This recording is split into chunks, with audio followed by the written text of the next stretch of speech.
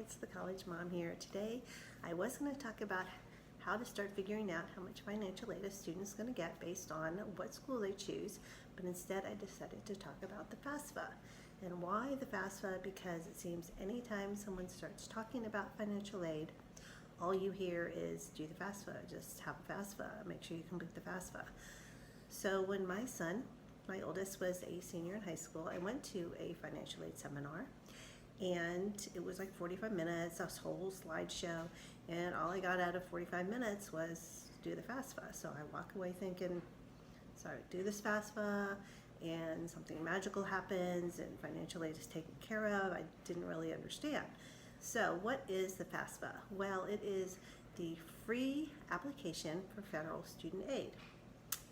And what it is for is to figure out how much federal financial aid a student qualifies for, and also to get an estimated family contribution. Now, the FAFSA is the first step in the financial aid process, but it's not the only step in the financial aid process. So usually the application is going to be completed online, although there is a paper version for anyone who does that. So I'm not going to go over so much of exactly how to fill out the FAFSA line by line, but more some general tips, what it is and why it is. So it opens October 1st of every year, and that would be for the following school year. So it just opened this past October 1st, 2019, and that would be for next fall 2020, spring 2021, and summer 2021. If before you even start doing the FAFSA, you want to go ahead and get an FSA ID for both the parent and the student. An FSA ID is a federal student aid ID, and this FSA ID is going to stay with whoever the entire life of any kind of federal financial aid. So if it's a parent and they have more than one student, it's going to stay the same. And for the students, if they go on to graduate school, it will stay the same. And if they have student loans when they get out of school, it is going to stay the same. So to set up this FSA ID, you will need a social security number and name. It's easier to link it to an email address. You'll set up your username and a password. Once you have this FSA ID, you can go in and you can start the FAFSA. So I don't really find the FAFSA to be that difficult. I mean, it is very long. It's got supposedly 108 different questions, but as far as difficulty level, it is not that difficult. There are also several seminars that they have at the high school level and the college level that you can go to. There's a FAFSA customer service that has some of the nicest, most helpful people in customer service in the federal government, and you can call them and they will guide you through the entire process. So there's also legislation in Congress right now trying to make the FAFSA easier, because supposedly no one can fill out the FAFSA and it's just so difficult for all these students have to do it, and if they make it easier, more people are going to fill it out and get more financial aid. I don't really think it's all that difficult, and if you can fill out a college application, you should be able to fill out the FAFSA, and if you're filling out the FAFSA, you would have to also fill out a college application. So once you have these FSA IDs and you go in and you start the FAFSA, you either are going to need the student's FSA ID or you're going to need the student's information, personal information, to be able to start the FAFSA. It's going to go through all these different questions about household size, education level of the parents, and then you're going to get to a space and it's going to say, would you like to link your income tax to the FAFSA? I would highly recommend linking your income taxes because it makes it easier, and also because it'll cut down the chance of getting verified at the college level. Now, there's also legislation that has actually passed Congress and is waiting for the president to sign that is going to allow the Department of Education to automatically have access to your income tax. So this should make it so much easier, supposedly, for everyone to fill out their FAFSA, because now they don't have to link from the FAFSA to the IRS. But for now, you're going to need to do that. Then you'll get to another part of the FAFSA and it says, where would you like to send this information to? You have up to 10 schools on this one FAFSA that the student can send the FAFSA, or actually the SAR, to. And it has a nice little easy search engine that you can go according to figure out what schools you want to send it to, and the student does not have to have applied or been accepted to send the FAFSA to a school. So if the student is thinking about going to school, maybe he's going to go to school, maybe he will apply to the school, it's a free application, so you might as well go ahead and send it in. Then somewhere down the road they decide to apply and go to a school, you can also go back in and add the school, and then they will send the FAFSA to that school. Then you will finally get to the end, and it will come up with, you'll click submit, and it's going to come up with your estimated family contribution, EFC, is blank. And then it's also going to say you may qualify for, or your estimated amount of Pell Grant is blank, estimated Stafford loan is blank. You may also qualify for other federal, state, institutional grants, scholarships, and work study. All of those things are done at the college level, so it's not going to give you those amounts. Now, this EFC, estimated family contribution, is the big number. That's why it's at the top of the whole list here, is because it's the number that the federal government, based on all the information that you put in your FAFSA, has decided the family, being the student and the parents, should be able to contribute to the cost of the student's college for that school year, because you do the FAFSA every single year.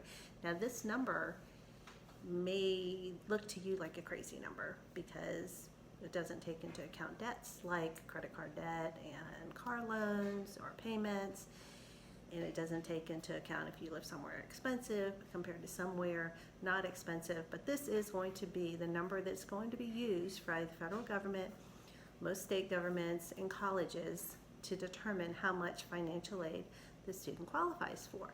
Now, an EFC can be as low as 0, it can't be negative, and it can be as high as over the cost of attendance. But if it was that high, you would not be watching this video. So obviously, the lower the EFC, 0 being the lowest, the more financial aid the student is going to qualify for.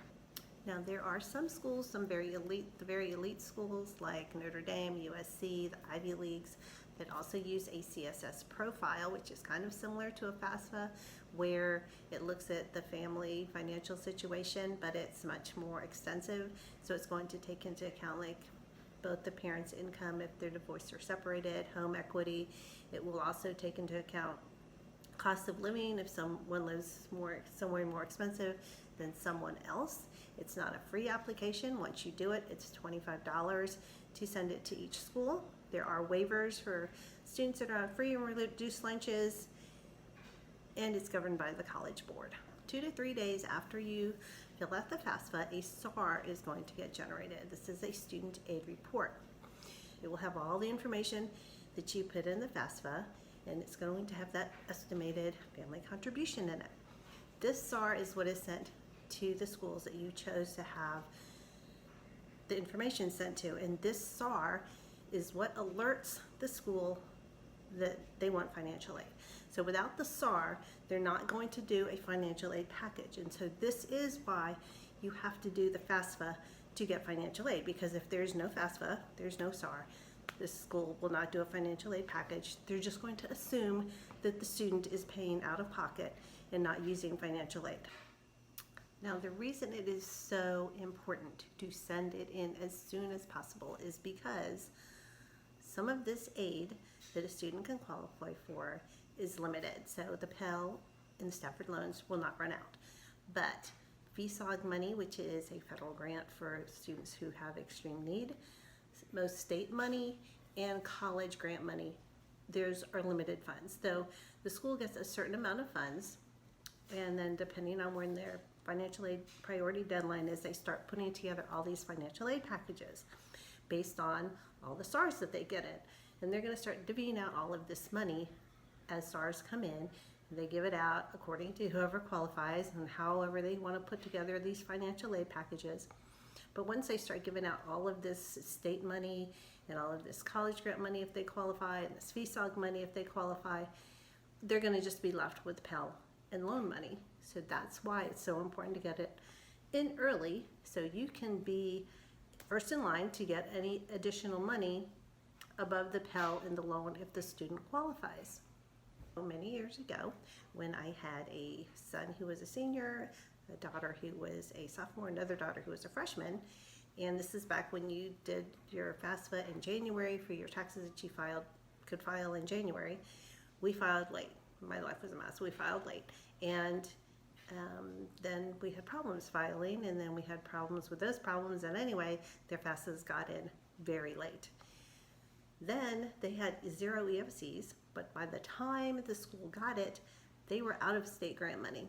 So even though they qualified, they lost out on like $6,000 a piece because that money was gone. So make sure you file your FAFSA on time as soon as you can. If you're a real go-getter and you were just watching this video, you don't even have a student that's going to be going to school next year, so you don't have to do a FAFSA yet.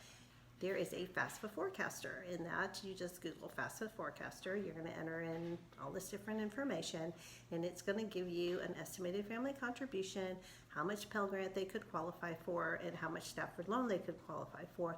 And then it'll have a college cost worksheet that they can do to start trying to plan how you're going to pay for college. Now, next time I will talk about how to start figuring out what a college is going to cost based on this EFC, because not every college, just because it's the least expensive college, is actually the least expensive college, because it depends on what the college themselves are going to do with this EFC and other things like how much merit aid they're going to give, and all these other factors can go into play. So we'll talk about that next time. So I'll see you in 2020. Thanks. Bye.